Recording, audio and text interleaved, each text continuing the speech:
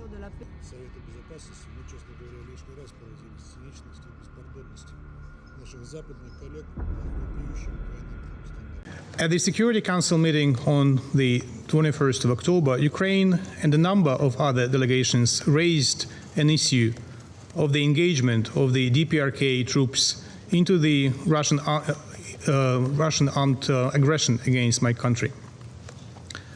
Since then, the situation has been evolving in a menacing direction.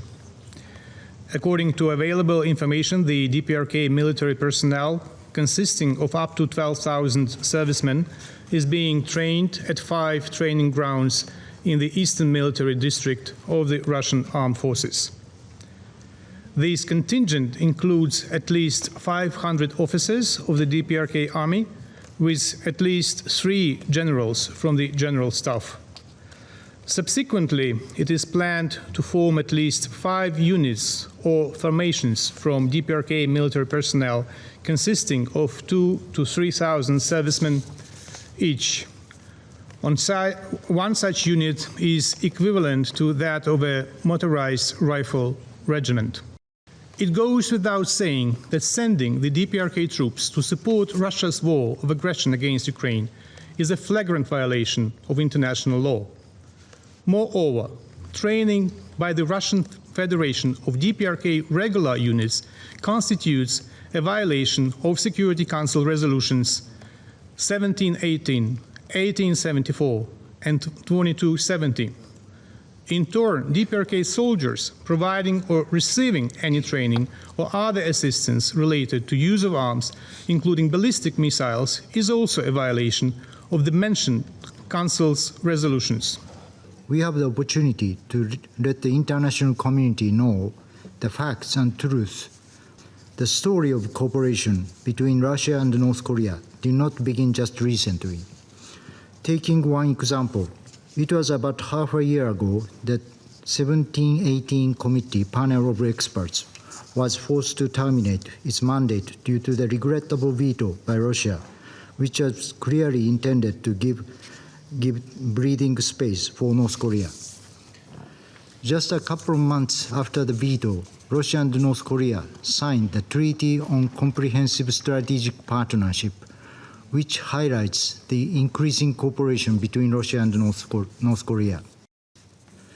We are closely monitoring this development with serious concern, including the imminent risk that these troops may take direct part in Russia's aggression against Ukraine, which would constitute a grave violation of international law, including the UN Charter. I extend my gratitude to A.S. Yuchenko for his briefing. Today we gather here. Besides providing deadly munitions and ballistic missiles to Russia, the DPRK is now deploying thousands of its own troops to Russia, disguised as Russian soldiers. The Republic of Korea provided an early warning on the DPRK's direct involvement in the war. We have repeatedly warned against the DPRK's provision of military materials to Russia. And we also released detailed information on the dispatch of North Korean troops to Russia.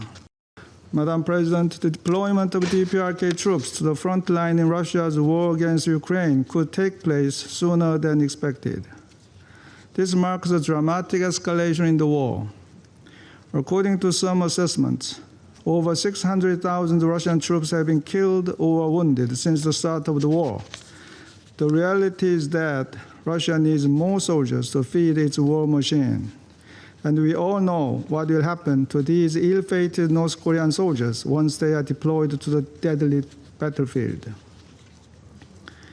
As legitimate military targets, they will end up as mere cannon fodder, while the wages they are supposed to receive from Russia will end up squarely in Kim Jong-un's pocket. I do personally feel pity for these soldiers as a fellow Korean.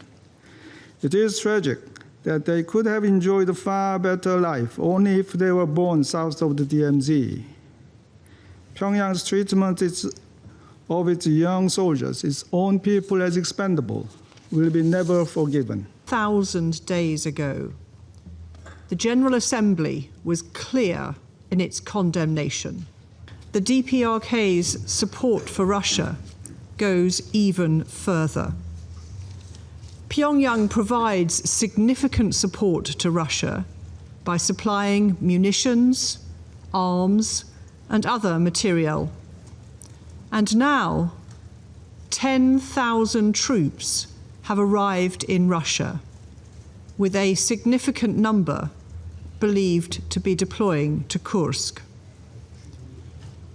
In addition to aiding Russia's ongoing violation of the UN Charter and a UN member state's sovereignty and territorial integrity, this cooperation between Russia and the DPRK is a direct violation of multiple UN Security Council resolutions.